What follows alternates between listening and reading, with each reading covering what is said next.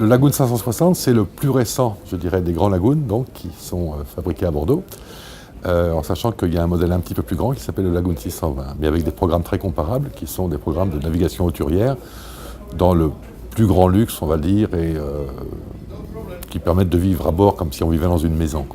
On va dire qu'il y a des choses un petit peu spécifiques chez Lagoon, qu'on retrouve presque sur tous les modèles, mais qui font un petit peu la différence par rapport à nos collègues. C'est notamment le fait que vous avez des vitres verticales dans le carré, ce qui permet, de ne pas avoir d'effet de loupe avec le soleil, d'une part, et deux, de gagner un maximum de place à l'intérieur, dans la mesure où une cloison verticale prend moins de place qu'une cloison oblique, par exemple. Ça, c'est une des choses. La deuxième chose, c'est que chez Lagoon, on s'oriente beaucoup vers le confort en mer, c'est-à-dire que le confort en mer, c'est pas mal de volume dans les coques, de façon à pouvoir naviguer même quand on est très chargé. Et puis, ce sont des bateaux qui sont faciles à manœuvrer avec peu de monde à bord aussi, éventuellement un skipper et un équipage qui lui profite de la vie.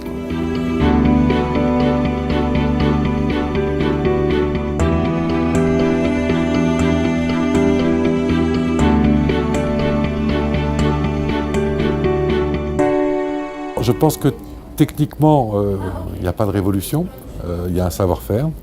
Il y a des évolutions, bien sûr. Par contre, d'un point de vue vie à bord, il y a pas mal de choses qui sont assez spécifiques sur ce bateau-là.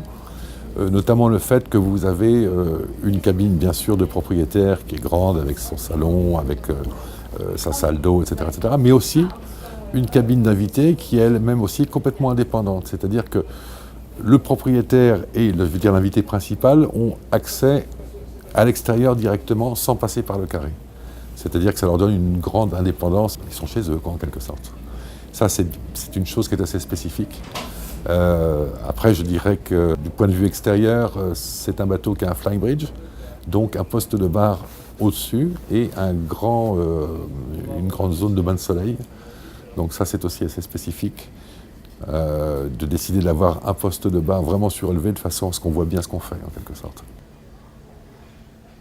Ce sont des bateaux qui sont conçus pour avoir soit 4 cabines doubles, soit 4 cabines doubles et une cabine, je dirais, un petit peu d'équipage avec 2 couchettes superposées.